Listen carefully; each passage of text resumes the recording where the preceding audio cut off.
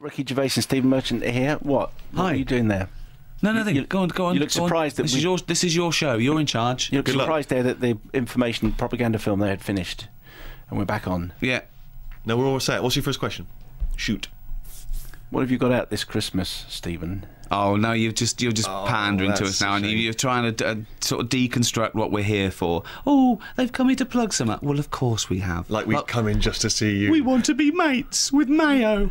Can we go and hang out?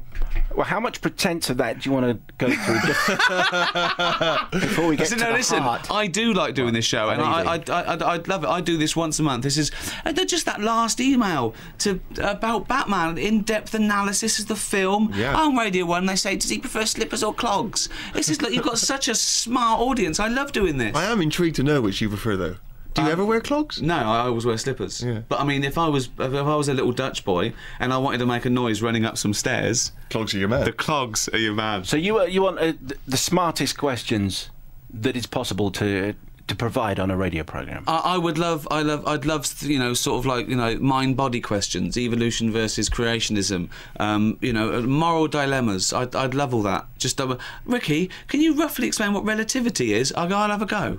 Just little things like that. If they Can you take it, Stephen, as well? I mean, I'll try my best. And then along the lines, along the way, if we could mention that we've got a box set of our extras DVD available this Christmas, and also the Christmas special also available on DVD. If we could squeeze that in amongst discussions on evolution and Pythagoras, then I'd be a lot happier. Okay, so we want the most intellectually rigorous and challenging emails. But I think it should be questions they genuinely want to know the answer to, like what came first, the chicken or the egg? Now it's the egg, because at some point two things that were a species of chicken produced this egg that was a slightly different species and started a new species, so the egg came first. Questions like that, I've answered it. I never want to hear that asked again as a strange rhetorical philosophical question. The answer is the egg came first, okay? So things like that, I can solve all their problems. 85058 mayo@bbc.co.uk. Ooh, you're going to come unstuck, Rick, on this one. I'll never get my comeuppance. Dear Ricky and Steve, what do I do to survive should I find myself trapped in an elevator whose cables have snapped? Should I lie down or jump? If the latter, how would I know when to jump? This is from Stephen in Bromwell High. Is that quite the sort of philosophical question we were hoping for? Well, it's difficult to say because you don't know when they jump. Yeah, I mean, obviously, the theory would be that you actually feel weightlessness for a few seconds, so you can actually float. You can walk around the walls like you would as it's free falling. But of course, as soon as it hits the floor, you're still travelling at that 120 miles an hour. If it's got up at that speed, which is the maximum in free, when there'd be no air resistance inside the thing, so if it got up to that maybe 100 miles an hour, you'd hit the bottom of the elevator travelling about 100 miles an hour.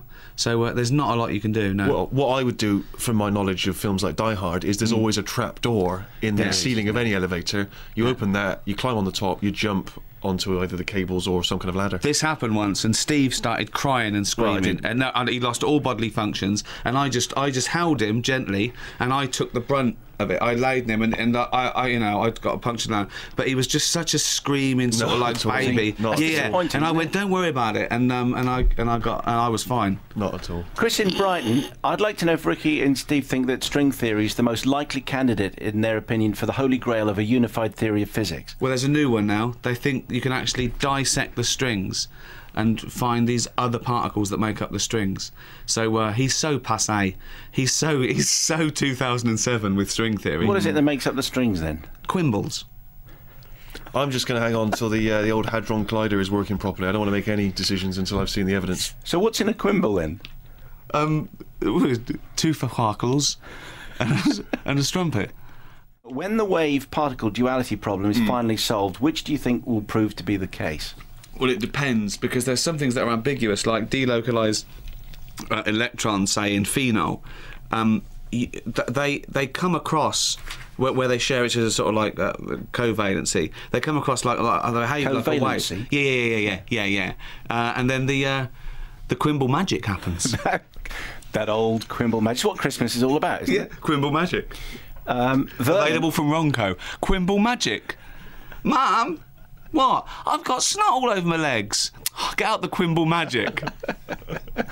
Why do men have nipples? Asks Vernon. Well, that's can answer that one, well, Rich, it's a surely. hangover, isn't it? From we're pretty much similar in the womb. I mean, the even the similarities between mammals in the womb, that we all look like a little baby frog, and so they're a hangover from when they developed. I think we all start out as female as well in the womb.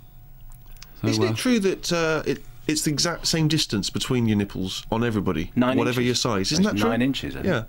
Yeah. I think that's true. Yeah. Well, I mean, I don't know. Well, Oh, no, it is. Can we get a Is it? measurement? Can we get a tape measure in? I don't know. Really? Is that a wise thing for grown men with webcams up and running? Yeah, BBC well, we'd have be already- about the same, but I mean, I don't know if it's precision sort of measuring. Joe asks, does the existence of Ricky Gervais confirm beyond reasonable doubt that evolution is a random process, and also dispel the notion that it always works in favour of the fittest in any given environment? Intuition tells me it's true, but I'd like some more informed confirmation. It's a very good point. You know, the human evolution now is based on different criteria. You know, it's not always the fittest to survive, and of course, a civilised society, I second that. It shouldn't just be the survival of the fittest. You know, or I mean, Steve would never get a chance to pass What on are you his talking genetic about? material. What are you talking about? That's insane. What are you talking about? I'm like, no, in some cultures I would be revered as a god. Which cultures would they be? Blind ones? Blind, deaf. Blind cultures. Deaf. Yeah, just in a petri dish. Nazis. They love the 6 foot Aryan. They would have. I'd have been hugely popular amongst that lot. Brendan in Hampshire, I can see Ricky buying into this whole evolution theory. If God created a chicken and a boy chicken, avoiding the other word because it probably wouldn't get past your spam filter, then the chicken came first. Could Ricky define the X Factor? It's a programme in which some judges go on to make themselves more famous and richer. That's very good. Garfield asks, how do you stop space, or where does space end? How do you stop space? That's what he asks, yes. Well, they're seeing it in a different framework. They're seeing that there's this it's the old thing that if space is expanding, what is it expanding into? When it was nothing, where was it? But they're seeing it in our three-dimensional empirical world, where space can't really be defined in those terms. Why not? I think Professor Stephen Hawking tries to describe it as a ball, as though the end is coming back on itself. Yeah, because it's the quimblosity suggests that. Quimblosity is quite difficult. Well, It's all down to quimbles. Yeah, it's the quimbles and the quadrons. Do you remember what the formula is for quimblosity? It's Just Q. It's a weird one because it's the only formula that is nothing at all. It's just Q. Is that right? That doesn't I sound think right it's, to but me. I don't want it because it changes. It depends if you were thinking of it in the That Latin. used to do my head in when I was little. When I was about like 6 or 7, I learnt about this sort of stuff. I was quite an advanced little chap. I think I did most of my learning between 3 and 12, and I had to stop thinking of where space ended, because I used to lie abed and imagine a wall, and then I could see over the wall, and it send me. I remember I used to sort of like sit in our coal bunker when I was about 5. So think of this as a 5-year-old. This juxtaposition of these two ideas. I used to like breaking up coal and make little black diamonds, and then I remember thinking I've got to do this really carefully in case by accident I split an atom. Yeah, you do think that as a kid. But think of that, the 5-year-old That's breaking very up scary. coal, but thinking, I hope I don't accidentally split an atom.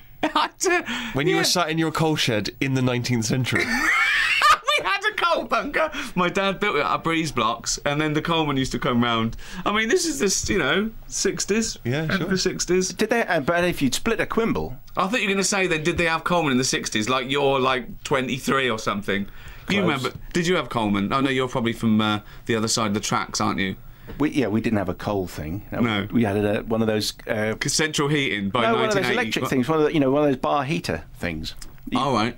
And Where did you live? Where were you born? I was born in Southgate in North London. Right. What was your background? We had like? 2 bar heaters, and if you felt really flush, you had the little light bulbs which made it look as though there was smoke going up.